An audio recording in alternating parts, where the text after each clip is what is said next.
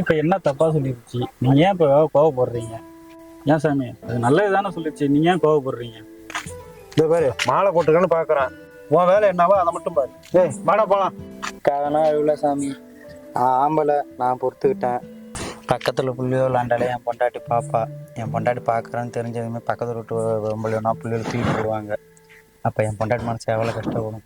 அதை நினச்சாதான் சாமி எனக்கு மனசு கஷ்டமாக இருக்குது. இத்தனை வருஷமா சாமி எனக்கு அவள் குழந்தையாகவும் அவள் எனக்கு குழந்தையாகவும் இருப்போ எதாங்கலாம் ஐயப்பன் உனக்கு வரம் கொடுப்பாரு. 17 வருஷமா மாலை போட்டேன் சாமி. இத்தனை வருஷமா பலன் கொடுக்காத ஐயப்பனை இனிமேல் எனக்கு பலன் கொடுக்க போறாரு. போற பாதை கல்லு முள்ளமாக தான் இருக்கும். ஐயப்பனை போய் தரிசனம் பண்ண ஒரு தான் பட்ட கஷ்டங்கள் பஞ்சா பிறந்தது. சரி அம்மி, நீ சொன்ன மாதிரி நான் இத்தனை வருஷம் மாலை போட்ட மாதிரி இந்த வருஷம் மாலை போடுறேன். இந்த வருஷமும் பலன் கொடுக்கலன்னா ஐயப்பன் நான் ஜென்மத்துக்கு நான் மாலையே போட மாட்டேன்.